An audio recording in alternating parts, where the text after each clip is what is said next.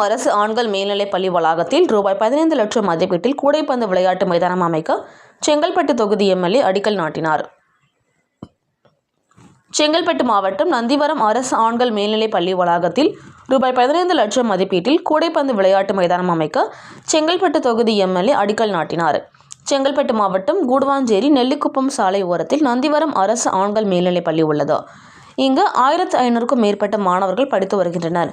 இதில் மாணவர்களின் வருகையை ஏற்று செங்கல்பட்டு சட்டமன்ற உறுப்பினர் மேம்பாட்டு நிதியிலிருந்து ரூபாய் 15 லட்சம் நிதி ஒதுக்கி கூடைப்பந்து விளையாட்டு மைதானம் அமைக்க பூமி பூஜை பள்ளி வளாகத்தில் நேற்று நடைபெற்றது. இதில் நந்திவரம் கூடுவாஞ்சேரி திமுக நகரமன்ற தலைவர் MKT கார்த்திக் தண்டபாணி தலைமை தாங்கினார்.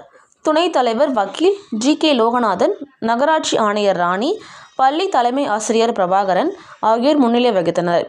நாட்டு நலப்பணி திட்ட மாநில தொடர்பு அலுவலர் தயாளன் அனைவரையும் வரவேற்றார். சிறப்பு அழைப்பாளராக செங்கல்பட்டு தொகுதி எம்எல்ஏ வரலட்சுமி மதுசூதனன் கலந்து கொண்டு ரூபாய் 15 லட்சம் நிதியில் கூடைப்பந்து விளையாட்டு மைதானம் அமைக்க பூமி பூஜை போட்டு அடிக்கல் நாட்டி பொதுமக்களுக்கு இனிப்புகளை வழங்கினார்.